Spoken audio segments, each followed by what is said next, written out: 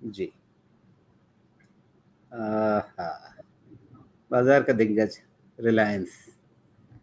अब इसके बारे में एक गैंग्स ऑफ वासेपुर का एक डायलॉग है, वो याद आ रहा है लेकिन बोलूंगा नहीं।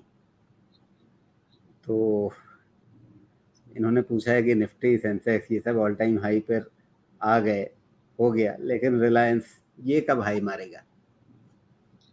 देखिए, जनरल जवाब देता हूँ। जब निफ्टी हाई बनाता है, फिर आप किसी भी लैगर्ड को अंडर एस्टिमेट नहीं कीजिए, सब पीछे से है। ये भी आएगा।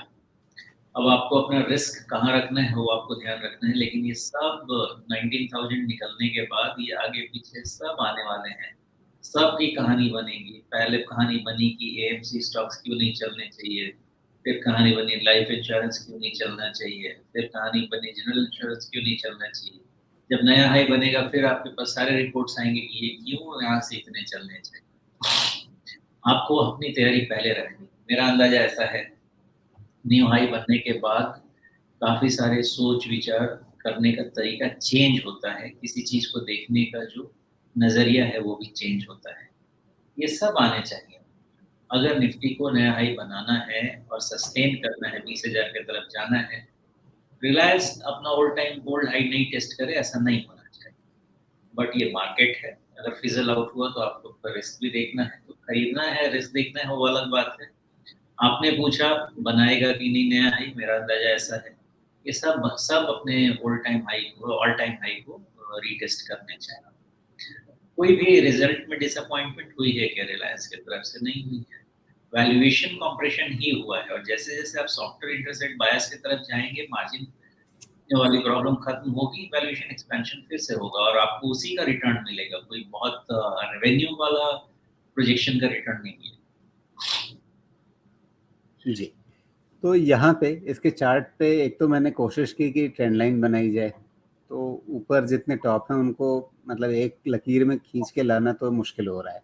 तो फिर एक काम ये किया कि जो पिछले सबसे ताज़ा 2 टॉप हैं उनको मिला कर के एक ट्रेंड लाइन बनाई है कि क्या इसके पार होने पे ब्रेकआउट होगा, या ब्रेकआउट वगैरह नहीं देखना चाहिए, और बल्कि ये देखना चाहिए कि जो बॉटम था लगभग 2200-2180 के आसपास, वहाँ से अभी तक जो चाल बनी है उसमें लगातार हायर टॉप हायर बॉटम बन रहे हैं। इसलिए जब तक ये पैटर्न बना है तब तक निश्चिंत रहा जाए। बिल्कुल, जब तक ये पैटर्न मेंटेन्ड है, कोई दिक्कत टेंशन नहीं होनी चाहिए। जी। आप रिलायंस से तभी उम्मीद करें डिसअपॉइंटमेंट, अगर निफ्टी 18,650 के नीचे अपना ट्रेंड छोड़ देता है। जी। तो या डिसअपॉइंटमेंट। या इसमें भी एक गोल्डन क्रॉस बनता हुआ दिख रहा है। मतलब वैसे तो इसमें बन चुका है। वही प्रॉब्लम अ, है कि अभी मैंने आपको गोल्डन क्रॉस बोल दिया, देख लीजिए। अब देखिए, इसमें थोड़ा पीछे जाइए तो इतने सारे क्रॉस बने हुए हैं कि जी। किसी ये का भी डिसीजन मुश्किल हो जाएगा। अब ये भी समझने वाली बात है कि जब कोई शेयर बिल्कुल पैटर्न छोड़ कर के रेंज बाउंड हो जाता है तो उसमें इसी तरह से आपको मतलब एक दूसरे से लिपटे हुए सांप नजर आते हैं। फिर ये पैटर्न नहीं रह जाते हैं, एक दूसरे से लिपटे हुए सांप है जिनका कोई मतलब नहीं बच जाता हाँ, तो वो थोड़ी सी डरने वाली बात हो जाती है। जी। लेकिन अब तो यहाँ पर एक सीधा सीधा पैटर्न दिख रहा है ना, तो फिर उस हिसाब से क्या ये गोल्डन क्रॉस ठीक काम करेगा? है। करेगा ना, अभी तो आप बिल्कुल डब्ल्यू के पीछे पड़े हुए हैं, तो ये भी किसी तरह के डब्ल्यू बनेगा।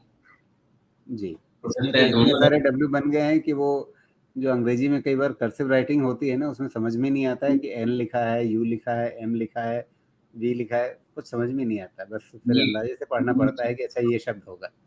ये आपको बोनस के साथ 2-2 और 3-3 डब्ल्यू देना चाहता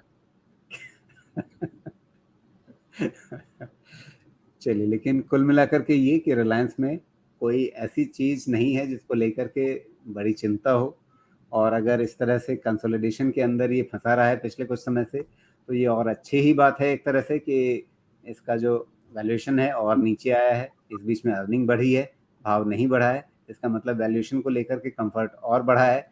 बाजार में अगर तेजी बनती है तो फिर ये आगे फिर चलेगा, और जब ये चलेगा तो बाजार की तेजी को और सहारा मिलेगा, तो दोनों एक तरह से स्पाइरल होते जाएंगे। ये भी एक संभावना बन सकती है। लेकिन लेकिन अगर निफ्टी, जो अभी सुमेश जी ने बताया, हमारी चर्चा की शुरुआत से बताया, अगर निफ्टी अपने स्तरों को तोड़ता है और अगर रिलायंस भी, इस पे भी वही मार्कर कर लें, ये जहाँ पे गोल्डन क्रॉस बन रहा है लगभग वहीं पे, कि अगर ये लेवल कहीं छूटा किसी कारण से और साथ में बाजार भी गिर रहा है, मतलब ये कि जो ये पैटर्न हम देख रहे हैं हायर हाई का, वो निगेट हो गया। नहीं, इसमें एक्चुअली 2400 ज्यादा बेटर रहेगा मेरे अंदाज से। उसके 2400 नीचे, हाँ जी। उसके नीचे। चलिए, तो इसमें रिस्क मैनेज करने के हिसाब से जो लेवल ध्यान रखना चाहिए वो है 2400 का, ये सुमेश जी आपको बता रहे हैं।